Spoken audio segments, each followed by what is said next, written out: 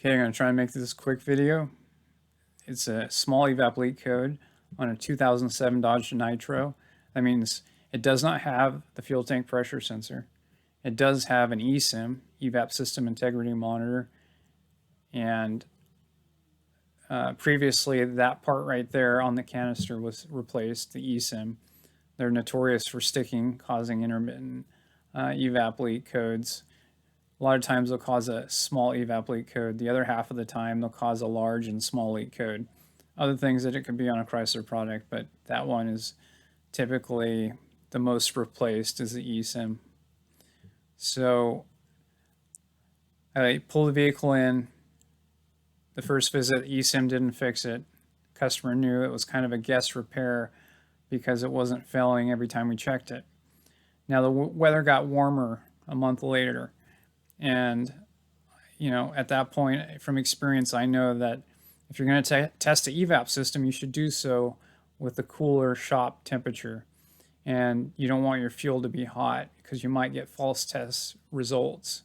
So at that point, I checked it first thing in the morning and it just barely failed. So I made the red and green above the white line, it's going to fail. Below, it's pass. So basically above the white line is 20 thousandths. Now on that code for that year, make, and model, 20 thousandths or larger is a fail for a small leak. When you start seeing large leaks, those are, you know, a couple hundred thousands, you know, I mean, pretty large leak like it says, but small leak, even though it says 20 thousandths, which is, think of your smallest drill bit that you have, it's probably around 20 thousandths. You know, it can easily be smaller than that, believe it or not. So don't take it to heart. So it failed after it sat.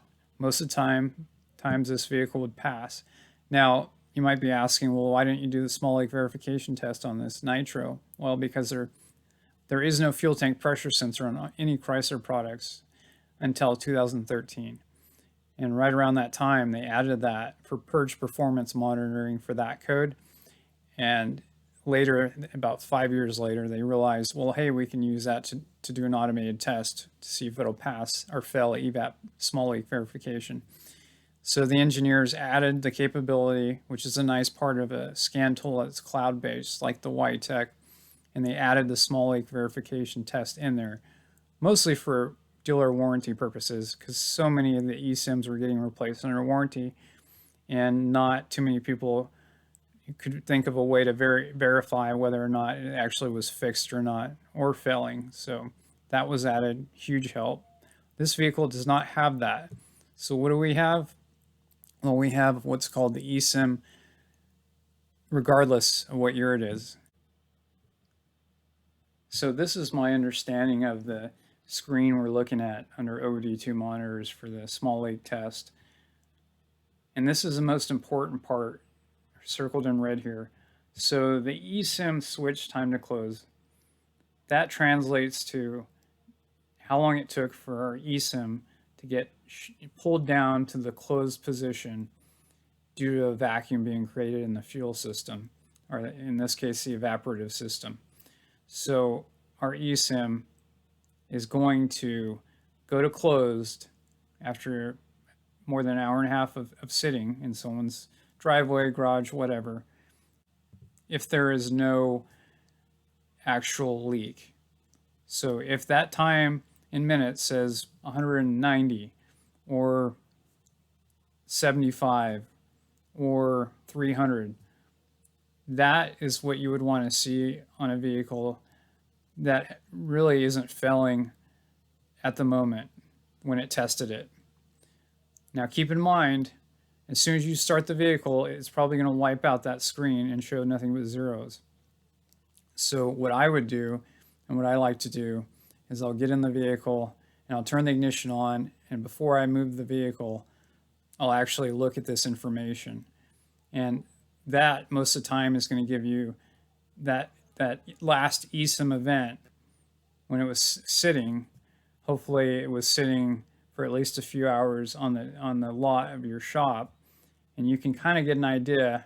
Unless it's over 90 degrees out and it's a hot day, then you just got to ignore it. But it gives you an idea if you have an actual EVAP leak when you're looking at it. So that is the first thing I typically do, is look at this information and that line particularly. So now we're going to go ahead and proceed here. So we did that first. Now this is what I do second, is I look at my ESIM switch and it's closed right here. So key on, engine off, it's closed. That would be another indicator that you probably have a sealed EVAP system without leaks. If you get in it, you haven't started yet, and that says closed. Now it can say open if it's too hot of fuel. If it's too hot outside and it heats the fuel, you're going to probably see open on that. The reason being is the eSIM is designed to vent pressure when there's too much pressure from fuel expansion on a hot day or somebody's refueled, and so that switch is going to go open because of the way it's designed. So keep in mind, temperature is a big factor in this.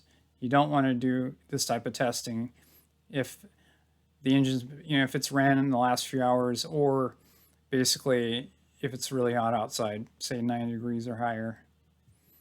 So it says closed. Not really too worried about it at this point, because what I'm going to do next is I'm going to take the fuel cap off. I'm going to take it off and make sure that says open. Now when it says open, I put the cap back on and I start it up. And so at that point, I'm doing a lot of the same test that the newer models have. I just don't have the fuel tank pressure sensor. Here's the instructions.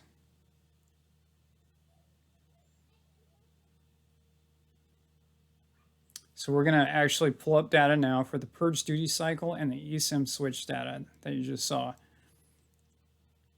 And we're going to remove the fuel cap, key on, engine off. So we're venting the pressure and vacuum in the tank. Now start it, idle and park until the purge duty cycle actually is above 0%. And that might take a few minutes until it warms up for the purge to come on. Sometimes you might have to rev it. Sometimes you need to get that purge duty cycle up. So once it starts purging, within a few seconds, your eSIM should go to closed. If it doesn't, you can have a stuck eSIM. You could have an EVAP leak that's pretty significant. Usually a small EVAP leak will still allow the eSIM switch to close because it's a really tiny leak in thousandths of an inch. So at the next thing you're going to do here, once you've got the eSIM switch to close, because the purge duty cycle increased, meaning you have a vacuum now, you're going to actually shut it off. So go key on, engine off, and then you're going to monitor for 5 minutes the state of that eSIM on the data. Now you're not worried about purge duty cycle because it's not running. So when you do that, you're actually going to see what the eSIM does after 5 minutes. So if the eSIM actually goes open at 4 or 5 minutes or beyond, that's a hard call. But if the eSIM goes from closed to open within 1, 2, 3 minutes, maybe 4, you're probably going to be dealing with a leak, and it's probably leaking at that moment. So that's one thing you can do without even exiting the vehicle with the scan tool plugged in. Those two things that we just talked about. So, all right, now keep this in mind. I've never experienced it, but it's possible for the purge duty cycle to increase when you shut it off. Say it's trying to do a small leak verification, which I haven't caught that happening yet, but it's possible for it to happen. So if you immediately see it go to open, it might have popped the purge open for a second when you shut it off, but just something to keep in mind. All right, so let's jump ahead back to where we're at.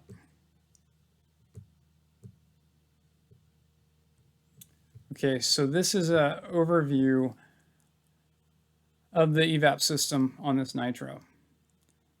Okay, so these are the schematics of the system.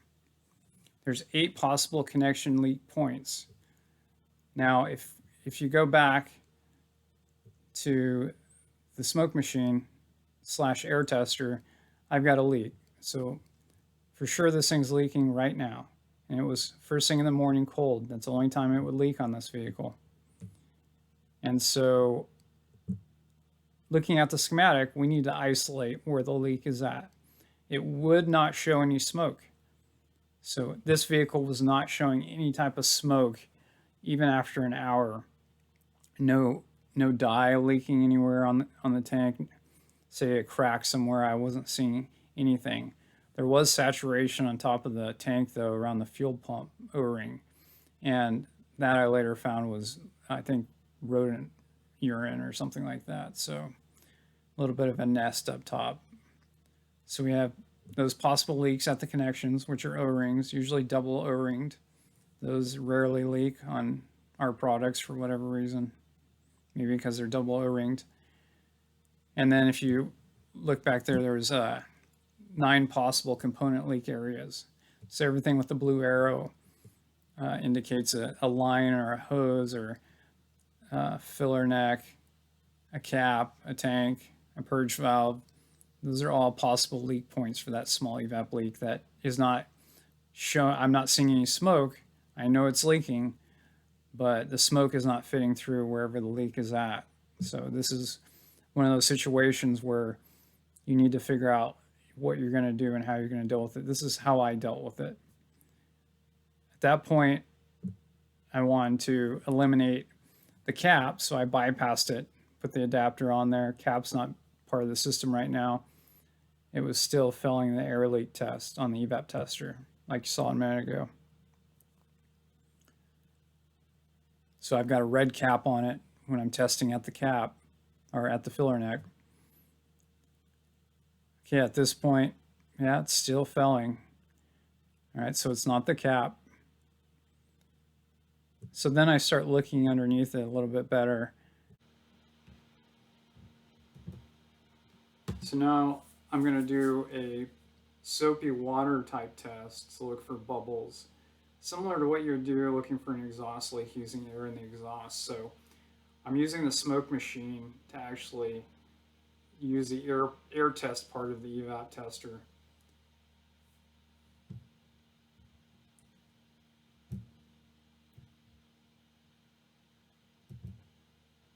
So now we're going to do a bubble test using the EVAP tester. Switch the tester to the air, and while you're testing it, spray down the EVAP system and look for bubbles. It's that simple. If you have bubbles, that's not good. So in this case, I've got bubbles. Figure that's my only leak. Slip it back on. Hose was barely attached. It still failed the test in the morning. And at that point, I've got other options. You know, I can disconnect components. And when you do that, you disconnect, start with the easiest.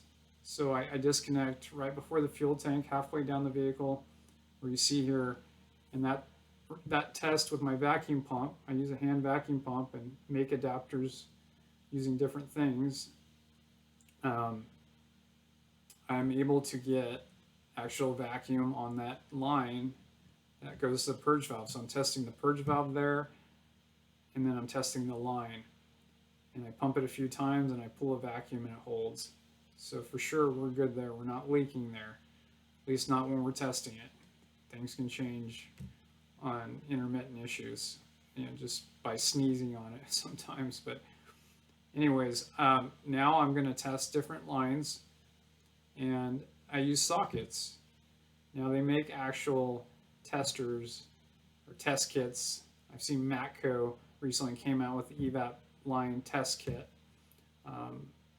Not sure if that works. It's not cheap. I use sockets because I have plenty of sockets, and I've got plenty of hoses and plenty of caps, and that seems to fit in the quick connects. I don't recall what sizes they were, but just use whatever you can and hope that it's actually sealing correctly. There's different ways to verify it's sealing correctly, but in this case I know it's sealing correctly, so I'm going to proceed with vacuum testing it. Alright, so I test these lines and I'm good. It's holding a vacuum. Every line I test is holding a vacuum. and I've narrowed it down by using my vacuum pump and plugging off different sections, narrowed it down to the fuel tank. So I've isolated the leak down to the fuel tank by removing it, reinstalling it, air testing it, bubble testing it. Really, everything passed the test. I couldn't get it to fail any type of test I threw at it. But other than, it couldn't be anything else because everything else passed a vacuum pump test. Well, at that point, put it in the vehicle, and I actually started lightly wiggling on the plastic quick connect connections, and I was looking for a change in the EVAP tester's little ball there, and I started to see movement, and this broke off. This quick connect line that's part of the tank on the rollover valve actually broke off with just barely, I was just barely touching the quick connect line. And looking back, it's, that's where, one of my EVAP leaks had to be, because every time I dropped the tank, it would pass the air test off the vehicle, but then I put the tank back in and would fail if I hooked everything up to the EVAP system. But I know everything else is okay, and so there was probably a hairline crack in that connector there, and just touching it, it broke right off. How it stayed on that long when I dropped the tank, I don't know. And I was not at all aggressive with it. And I talked to a senior tech that worked on these when these were brand new to him. And these nitros apparently had a little bit of an issue with cracks, like the Wranglers, right at this quick connect plastic. So be careful if you got a hairline crack and you're having trouble chasing it down. Just be mindful that you could have a hairline crack on the plastic part of the tank where the valves are located. So anyways, at that point, I want to verify that it's fixed. So I go ahead, and first thing I do with the new tank is I air test it with the EVAP tester. It passed the test, so I'm really happy at that point. It's going to be out of my life, but I want to go further. So I do the test that we talked about, use the ESIM on the data, purge open, key on engine off. It goes from closed state because the purge was turned on, and it holds that closed state for more than 5 minutes, and I know that's good. That's a pass. And then if you want, you can also look at that OBD2 monitor and see if it actually switched to close after 100 minutes or so, and it did the next morning at like 150 minutes or something like that. So it's been gone for a long time now, and it seems to be good to go. So be really careful on those hairline cracks. They can really throw you through a loop. So thank you.